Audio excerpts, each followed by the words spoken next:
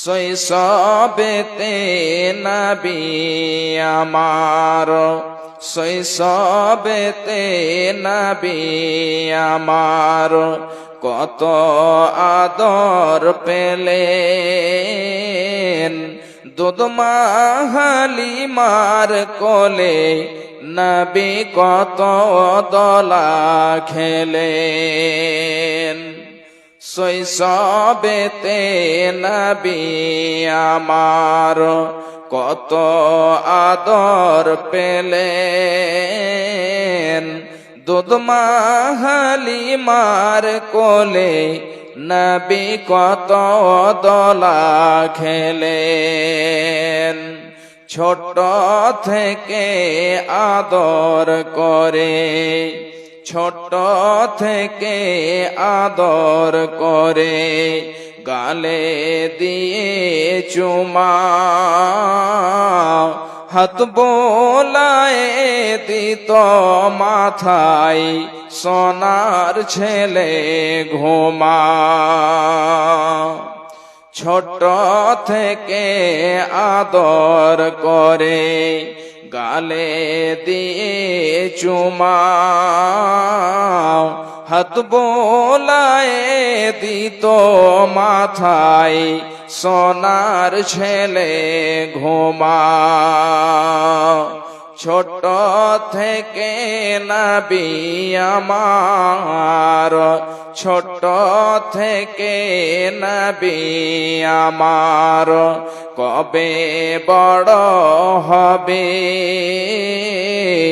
তারি সেবাই বিশ্ববাসী সবাই সুখে রবে।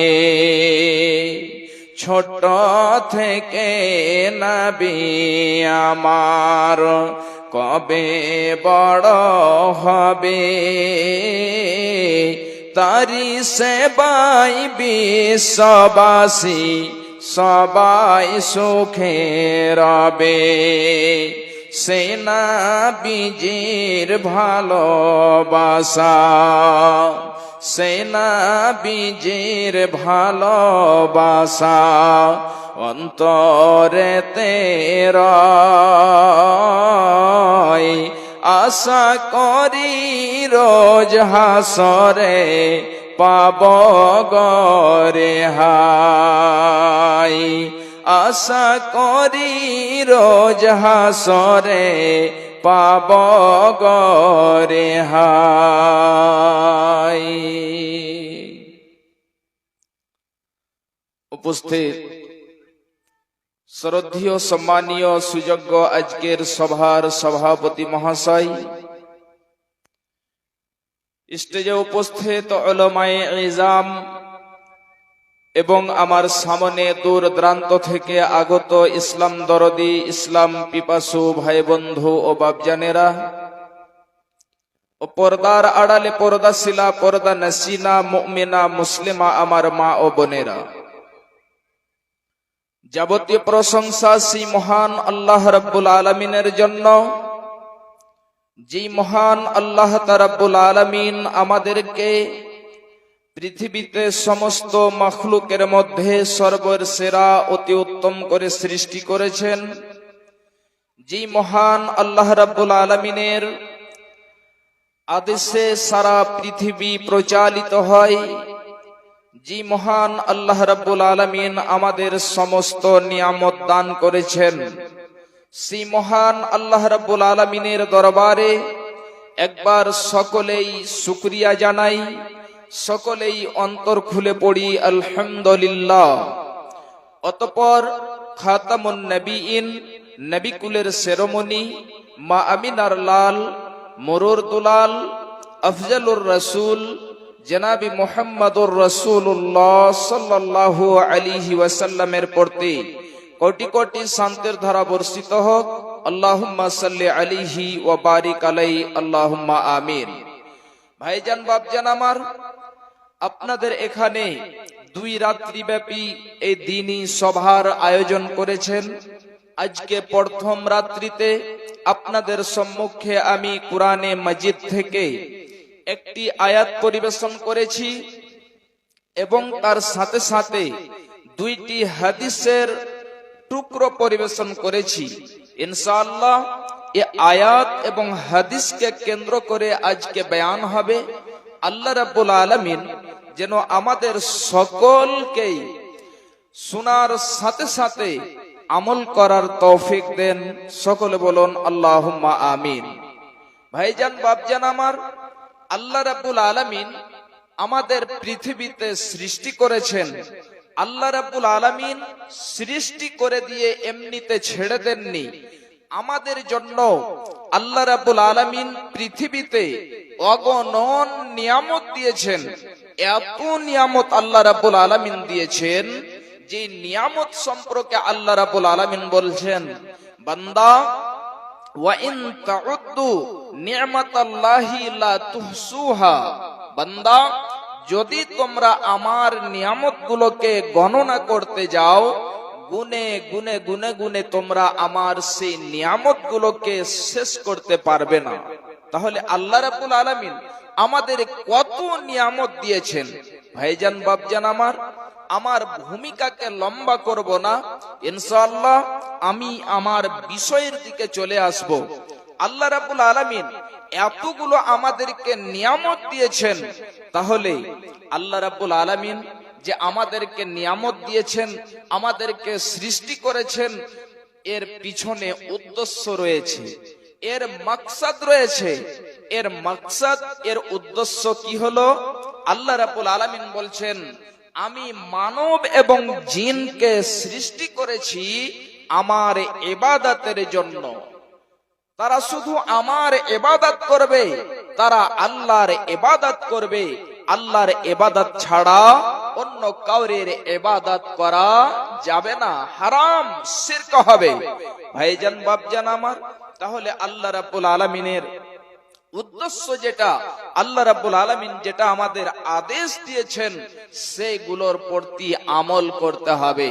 তাহলে আল্লাহ রাব্বুল আলামিন আমাদের সৃষ্টি করেছেন, আমাদের নিয়ামত দিয়েছেন, আমাদেরকে আরো বিভিন্ন যা বস্তুর প্রয়োজন সমস্ত কিছু দিয়েছেন। ভাইজান বাপজান আমার, আল্লাহ রাব্বুল আলামিন আমাদেরকে সৃষ্টি করেছেন। প্রতিটি জিনিসের, যে জিনিসের সৃষ্টি রয়েছে তার শেষ রয়েছে। এবং একজন শায়ের তিনি বলছেন, কদরে নিয়ামত বাদে জাওয়াল। আল্লাহ রাব্বুল আলামিন যে আমাদেরকে নিয়ামত দিয়েছেন, যখন সেই নিয়ামত গুলো চলে যাবে তারপরে আমরা তার মূল্য বুঝতে পারবো। যেমন আপনার আজকে চোখ রয়েছে, এই চক্ষু দ্বারা আমরা কত সুন্দর ভাবে দেখতে পাচ্ছি। যখন সুগার ধরে নিল, বয়স হয়ে গেল, চোখের জ্যোতি যখন শেষ হয়ে গেল, তখন আমরা বুঝতে পারি, হাই এই চোখটা কত মূল্যবান জিনিস। আজকে আমার চোখের জ্যোতি কমে গেছে, এই জন্য আমার দেখতে কত অসুবিধা হচ্ছে। ভাইজান, এই মতো আরো অনেক নিয়ামত রয়েছেন যেই সম্পর্কে বলছেন কদরে নিয়ামত বাদে জাওয়াল। যখন নিয়ামতটা চলে যাবে, আল্লাহ রাব্বুল আলামিন আপনার কাছ থেকে ছিনিয়ে নেবেন, তখন আপনি বুঝতে পারবেন যে এর কত বড় যেন মূল্য ছিল, এটা কত দামি যেন নিয়ামত ছিল। ভাইজান বাপজান আমার, তাহলে আমরা কি পৃথিবীতে সর্বদাই থাকতে এসেছি? আল্লাহর ইবাদত করতে হবে। আল্লাহ রাব্বুল আলামিন যেটা আমাদের বয়স দিয়েছেন, সে বয়সটা যখন কেটে যাবে, শেষ হয়ে যাবে, আবার আমাদেরকে ফিরে চলে যেতে হবে। আল্লাহ রাব্বুল আলামিন বলছেন, খুব ভালো করে শুনুন, বিসমিল্লাহির রহমানির রহিম। ওয়ামা জাআলনা লিবাসারিম মিন ক্বাবলিকাল খুলদ। আল্লাহ রাব্বুল আলামিন নবীজিকে কেন্দ্র করে বলছেন, হে আমার নবী, হে আমার রাসূল, আপনার পূর্বে যতগুলো মানুষ এসেছে, আমি আল্লাহ রাব্বুল আলামিন তাদেরকে সর্বদাই জীবন দান করি নাই। নবীজির পূর্বে যতগুলো মানুষ এসেছে, তাদেরকে কাউকে সর্বদাই জীবন আল্লাহ রাব্বুল আলামিন দেননি। তারা পৃথিবীতে এসেছে, পৃথিবী ছেড়ে চলে যেতে হয়েছে। পৃথিবীতে থাকাকালীন যত বাহাদুরি, যত রাহজানি, যত রকম অন্যায় অবিচার করেছে, নিজেকে আল্লাহ বলেছে, তারপরেও যেন তাদেরকে পৃথিবী ছেড়ে যেতে হয়েছে।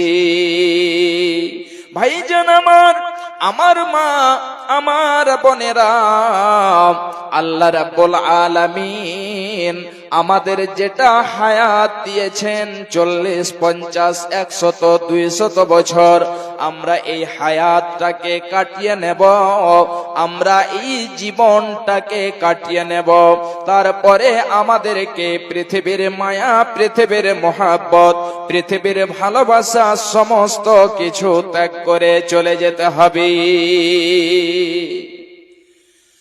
হযরত নূহ আলাইহিস সালাতু সালাম কে দেখেন, তিনি 100, 200 বছর নয়, তিনি 950 বছর ধরে দ্বীনের দাওয়াত দিয়েছেন।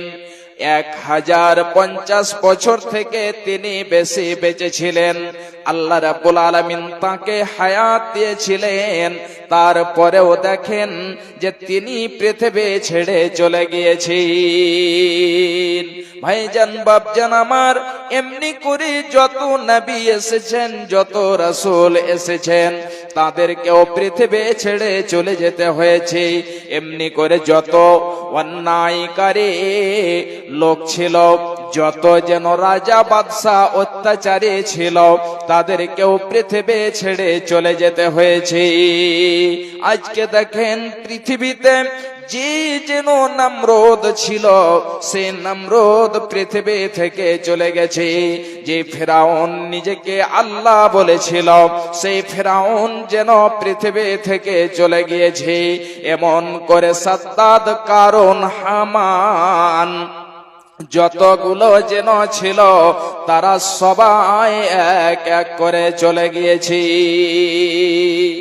আল্লাহ রাব্বুল আলামিন বলছেন, নবী আমার, আফা ইন মিত্তা ফাহুমুল খালিদুন, হে নবী আমার, আপনি মারা যাবেন, আপনি পৃথিবী থেকে চলে যাবেন, আর সেই মক্কার বেদিনেরা, মক্কার কুরাইশরা, মক্কার মুশরিকেরা, তারা নাকি পৃথিবীতে সর্বদাই থাকবে। এটা কখনো হতে পারে না। আমি আল্লাহ রাব্বুল আলামিন এটা কখনোই যেন করব না, এটা কখনোই হবে না। আপনাকে তারা মারবে, আপনাকে তারা পৃথিবী থেকে বিদায় করে দেবে, আর তারা নাকি পৃথিবীতে সর্বদাই থাকবে, এটা কখনোই হতে পারে না। ভাইজান বাপজান আমার মা, আমার বোনেরা, যখন কোনো মানুষের মরণ চলে আসে, যখন তার কাছে মালাকুল মউত এসে হাজির হয়ে যায়, এই মালাকুল মউত থেকে কেউ যেন বাঁচাতে পারবে না, কেউ রেহাই দিতে পারবে না। সারা পৃথিবীর যদি বৌদ্ধ, কবিরাজ, হাকিম সবাই এক হয়ে যায়, এক জায়গায় একত্রিত হয়ে যায়, সমস্ত যদি ডাক্তারেরা একত্রিত হয়ে যায়, তারপরেও যেন তাকে কখনোই বাঁচাতে পারবে না। যে পিতা তাকে যেন লালন পালন করে বড় করেছে, যে মা তাকে 10 মাস 10 দিন ধরে পেটে ধারণ করেছে, যে মা তাকে 2 বছর 2.5 বছর দুধ পান করিয়েছে, ওই মা পর্যন্ত তাকে বাঁচাতে পারবে না।